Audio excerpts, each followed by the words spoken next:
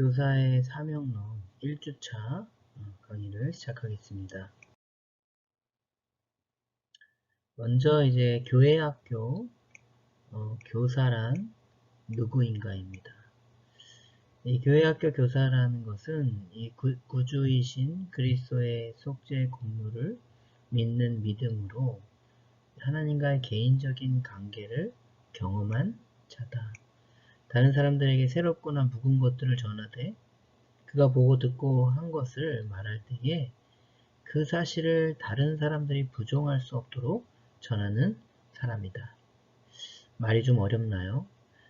그러니까 그 예수 그리스도에 대한 믿음을 잘 전하는 것인데 특별히 그 사실을 전할 때에 다른 사람들이 부정할 수 없도록 전하는 것이다. 이 말은 무엇이냐면 바로 자신의 경험, 특별히 내가 만난 하나님에 대해서 우리 주님에 대해서 전할 때에 사실 이 나의 경험을 이야기할 때에 누가 이것들을 부정할 수 있겠습니까? 내가 경험을 했다는데. 그렇기 때문에 정말 예수님에 대한 믿음의 확신이 있는 사람이 바로 교회학교 교사라고 이야기할 수 있습니다. 교사의 목적의식입니다. 이제 교환해 본 빈칸이 있는데요. 기독교 교육은 어떤 교육입니까? 바로 그래서 앞에 말씀드리고 온 저와 같이 그리스도에 관한 교육이다. 그렇다면 이 교육의 결과는 뭐가 나타날까요? 바로 우리 어린이들 그리고 청소년들이 이 그리스도의 인격과 행위를 닮아가는 것이죠. 그렇기 때문에 이 기독교 교육의 목적은 학생들의 성품과 행위가 누구처럼 되는 것입니까? 예수님처럼 되는 것입니다. 그리고 예수님을 위하여 봉사하는 것이 돼야 되는 것이죠. 그러니까 학생들의 성품은 예수님을 닮아야 되겠고 학생들의 행위는 예수님처럼 살아가는 삶을 본받아야 된다는 것이겠죠. 왜냐하면 이 그리스도는 그의 구속사역 안에서 믿음을 통하여 구속받은 모든 사람 안에 있는 생명의 원천이기 때문에 그렇습니다. 그래서 이 말은요, 예수 그리스도의 그 십자가와 부활의 그 사역 안에는 그것들을 믿는 믿음을 통해서 특별히 이제 예수 그리스도의 십자가의 부활 그리고 또 은혜 이런 것들이 모든 사람 안에 그 생명의 원천이라는 것입니다. 바로 그것을 믿는 믿음이 바로 이 그리스도인의 생명의 원천이다. 그렇기 때문에 교사는 그에 대한 목적의식을 가지고 이 아이들을 양육해야 되는 것이겠죠. 그렇다면 그런 의미에서요. 왜 그럼 내가 교사이어야 되는가에 대해서 이렇게 좀 보고 특별히 이 교사, 이 교회학교 교사 왜 내가 교회학교 교사이어야만 하는가? 말씀드리지만 내가 이 교사일 수밖에 없는 것은 단순히 내가 하고 싶어서 혹은 나의 비전이나 꿈, 개인의 어떤 문제가 아닙니다. 이 교회의 본질의 문제라고 볼 수 있죠. 이 교회의 참된 본질은 다른 무엇보다도 성경이 잘 나타내 주고 있습니다. 그렇기 때문에 우리가 왜 나는 교사이어야만 하는가라는 질문 전에 그렇다면 우리가 교회학교 교사이어야만 하는가 그 전에 그렇다면 교회는 무엇인가에 대해서 좀 기억을 해야 될 것 같습니다. 우리가 교회를 이야기할 때 총 이렇게 5가지 정도로 말을 할 수 있겠습니다. 첫 번째는 예배, 그리고 레투르기아라고 하죠. 말씀 선포, 케리그마, 교육, 디다케, 친교, 코이노니아, 세상을 향한 봉사, 디아코니아 이렇게 나누어서 볼 수가 있습니다. 특별히 교회는요. 예배를 드리죠. 그리고 예배 가운데 말씀이 선포됩니다. 그리고 사실 그 말씀이 선포되는 것들을 잘 이해할 수 있도록 우리가 교육을 하죠. 근데 사실 예배 말씀 선포 그리고 교육만 한다면 너무 딱딱하죠. 너무 강압적으로 될 수가 있어요. 어떨 때. 그렇기 때문에 우리가 교회 안에서 친교합니다. 이 친교 공동체 안에서 이런 것들이 이루어지는 것이에요. 그래서 이 앞에 네 가지는 교회 안에서 행해지는 것이다. 그렇기 때문에 이런 것들을 하기 위해서 우리가 모이는 것이죠. 교회로 예배드리기 위해서, 또 말씀 선포에 대한 것들을 듣기 위해서, 그리고 그 말씀에 대해서 이해하는 것들, 교육을 받기 위해서, 그리고 이제 단순히 어떤 이 교육뿐만 아니고 이 공동체와 함께 친교하기 위해서 우리가 모이는 것입니다. 그리고 이제 한 가지 마지막 이건 뭐냐면요. 바로 봉사, 세상을 향해서 흩어지는 것이다. 라는 것입니다. 이것이 세상을 교회 안으로 우리가 모여서 바로 이것들 세상을 향해서 흩어지는 것이 바로 봉사입니다. 그런 의미에서요. 교회를 이야기할 때에 우리가 너무 교회 안에 모임에만 주력하면 교회는 어떻게 될까요? 이기적인 교회가 될 것입니다. 그렇고 또 이제 모이는 것을 폐하고 우리가 무조건 흩어져야 된다. 봉사해야 된다. 그렇게 이야기한다면 이 교회를 지탱하는 그 힘이 결핍이 될 것입니다.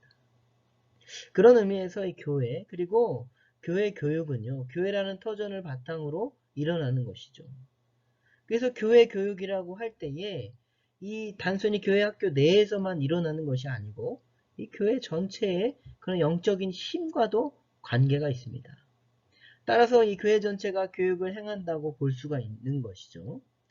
그럼에도 불구하고요. 수많은 교인들이 하나님의 사업에 참여한다는 이 감격을 상실하죠.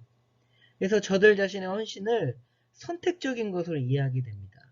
그러니까 내가 때로는 교회에 나와서 예배드리는 거 이런 것들 말씀을 듣는 거라든지 또는 교육하는 거라든지 이런 것들을 어떻게 선택적인 것으로 이해한다는 거예요. 그리고 때로는 아예 무관심한 것이 될 수도 있다는 것이에요.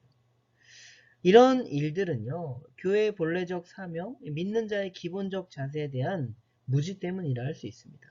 따라서 내가 왜 교회학교 교사이어야만 하는가? 교회학교 교사직을 수락한다는 것은 바로 하나님을 부르심을 따라서 이 교사라는 소명회로 초대되었다. 그것들을 수락한다는 의미입니다. 그런 의미에서 우리가 교회학교 교사라는 것에 대해서 다시 한번 좀 상기할 수가 있습니다. 그래서 교사의 소명을 다시 한번 말씀드리면 이걸 한번 읽어보시겠어요? 시작. 교회학교 교사직을 수락한다는 것은 바로 하나님의 부르심을 따라 교사라는 소명으로 초대되었음을 수락한다는 것을 의미한다. 그래서 우리가 왜 나는 교사이어야만 하는가에 대한 대답은요. 이 교사의 소명에 대해서 고백하는 것이라고 이야기할 수가 있겠습니다. 자, 그렇다면 이제 교사의 어떤 부르심에 대한 소명을 좀 우리가 살펴봤다면 이번에는 이 교사의 사명에 대해서 좀 살펴보도록 하겠습니다. 특별히 이 성경 본문으로는 이 누가복음 10장 30절부터 37절 말씀에 근거해서 말씀드리겠습니다. 특별히 이 말씀은요. 이 자비를 베푼 사마리아 사람에 대한 관한 말씀이 되겠습니다. 첫 번째 교사의 사명은요. 내게 있는 것으로 능력을 바라기 원하셔요. 교사의 사명입니다. 이 말은 무엇이냐? 10장 30절에 37절에 보면 이 고통 속의 유대인이 나와요. 그런데 주님뿐 아니라 제사장과 레위인은 이 고통 속에 있는 이 영혼을 도와야 한다는 것 알고 있습니다. 알고 있죠. 당연히 알고 있죠. 그런데 이 제사장과 레위인은 그들이 가지고 있는 지식이나 큰 위치에는 있었지만 그들의 것으로 이 고통 속에 있는 그 유대인을 돕지 않았습니다. 예수님께서는요. 내게 있는 지식, 즉 하나님의 뜻인 진리의 말씀과 하나님의 자녀라는 위치를 보유하고 그냥 보유만 하고 있는 것이 아니고 내게 있는 것을 고통 속에 있는 영혼에게 발해야 된다. 발하길 원하신다. 그것이 바로 첫 번째 사명입니다. 두 번째는요. 말세 때의 가장 큰 위기에 있는 사람은 율법사와 같은 사람이다. 여러분 율법사는요. 하나님 말씀을 해박해요. 그래서 하나님 뜻을 가장 잘하는 사람이고 남을 가르치는 특별한 권세가 있는 사람입니다. 그렇지만 이 본문에 보니까 그냥 아는 만큼 행하지 않고 이 교만한 사람이라고 볼 수 있어요. 그런 의미에서 우리가 때로는 이 교사의 사명을 이야기할 때 율법사와 같은 사람이 되어서는 안 된다는 것이죠. 정말 우리가 어린 아이들에게 청소년들에게 내가 더 아니까 교만한 마음으로 다가가는 것은 교사의 사명이 아니라는 것입니다. 자, 그 다음에 내가 고통받는 유대인이라면 누굴 기다리겠는가? 여기서 또 교사의 사명이 발견되는데요. 우리가 고통받는 유대인이라면 우린 누굴 기다리겠습니까? 당연히 제사장도 아니고 하나님의 택한 족속 레위인도 아니고 진실로 남을 사랑하여 도울 줄 아는 사마리아인을 기다리고 있는 것이죠. 이처럼 우린 우리에게 반문해서 우리가 다른 사람이 필요로 하는 사람이 되어야 된다. 그런 의미에서 이 세 번째 교사의 사명은요. 필요로 하는 사람이 되어야 돼요. 단순히 정말 그 어린아이와 청소년을 위해서 그들을 바라보는 것이 아니고요. 어린아이와 청소년에게 필요한 사람이 바로 교사입니다. 네 번째는 이 머리부터 가슴까지, 가슴에서 발까지의 거리입니다. 여러분 이 머리부터 가슴까지, 가슴에서 발까지의 거리는 너무나도 짧아요.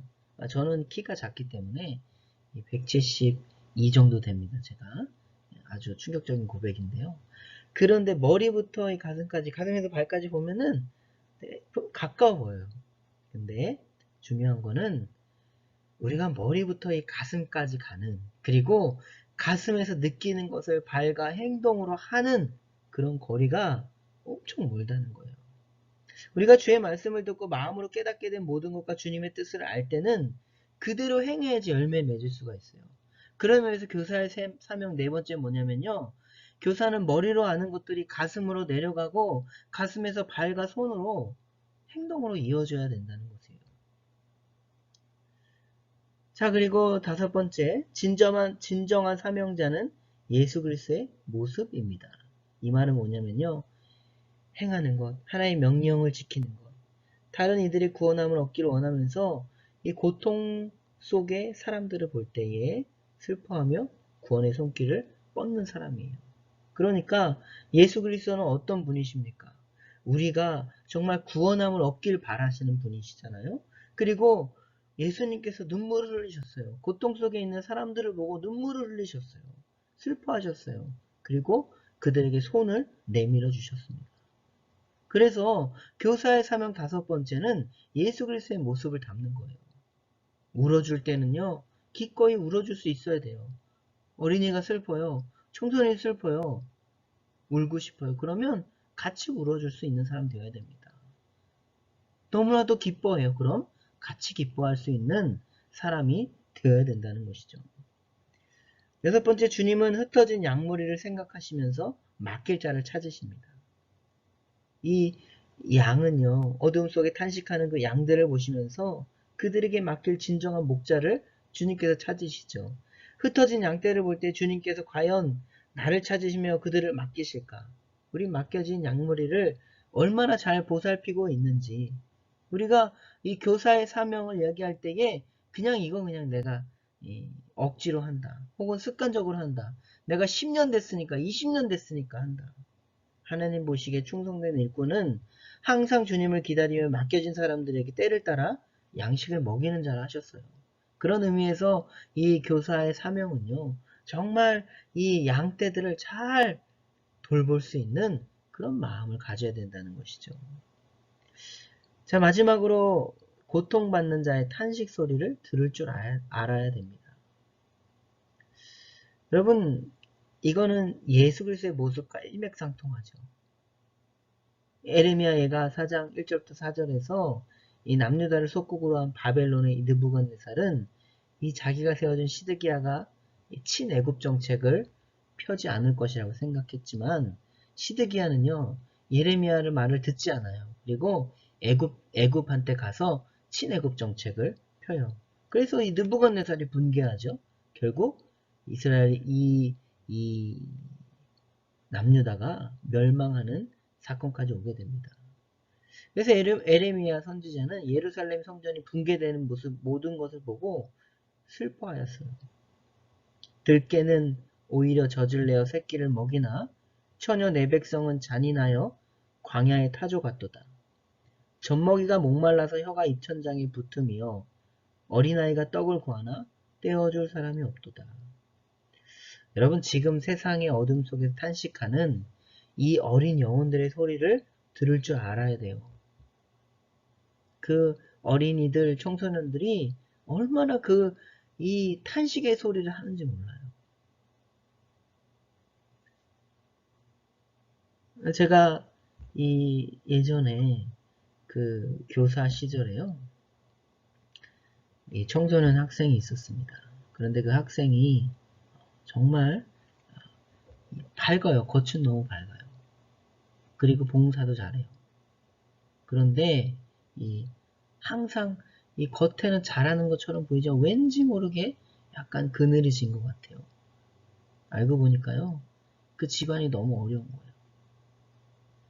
이 아버지가 자기를 너무 힘들게 하고 또 어머니가 막 집을 나가고 그런데 그것들을 내색을 못하는 거예요. 그것들을 내색하면 정말 자기가 그런 것들을 내색했을 때 이 자기 자신한테 오는 그런 이 눈짓이나 그런 어떤 이 시선 때문에 그 이야기를 못 하는 거예요. 근데 제가 이제 그 친구와 이렇게 교제를 하면서 이야기를 이렇게 들으니까요. 나중에 그런 이야기 하면서 많이 울더라고요.